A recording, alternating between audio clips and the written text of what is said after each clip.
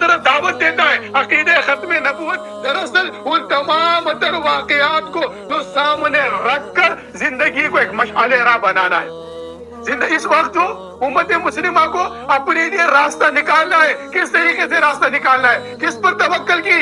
ابراہیم علیہ السلام نے جس طرح ابلیس آگے دھوکہ دے رہا ہوتا ہے, ابلیس آگے کہتا ہے کہ تم مان لو, خیر تم کو آگ سے بچا لوں گا. آپ نے دیکھا واقعات میں, اور ایک پرندہ آگے اپنی طرف سے پانی پھینک رہا ہوتا ہے, اس کو پتا ہوتا ہے کہ یہ اتنی تیز آگ ہے, میں نہیں بجھا سکتا. اس طرح اس فقیر کو پتا ہے, لیکن وہ اللہ کے دربار میں اپنے آپ کو سرخ رو کرنے کے لیے امت مسلمہ کے سامنے ان حقائق کو سامنے رکھنا چاہتا ہوں کہ امت مسلمہ دیکھو, یہ آگ جو جل رہی ہے ہم سب نے مل کر اسی طرح ابر رحمت بننا ہے. اگر ہر قطرہ یہ دیکھتا رہ جائے کہ میں زمین پہ جا کے زمین کی اس خوشیوں کو نہیں ختم کر سکتا, اسی طرح جو ہے نا اگر ایک ایک قطرہ آپ ایک ایک جو ہے آگے بڑھے, آئیے میدان میں عمل میں ان شیطانی طاقتوں کے خلاف, ان جعلی قوتوں کے خلاف, ان کی ابلیسی قوتوں کے خلاف اس نار نمرود کو گلے گلزار براہیم بنانا ہے. اس زمین کے اوپر دوبارہ عدل و انصاف کو قائم کرنا ہے. ان فرعون کو جس نے جو بچوں کو قتل کر رہا تھا کہ وہ انقلاب نہ آئے, اللہ نے دیکھے وہ انقلاب لایا.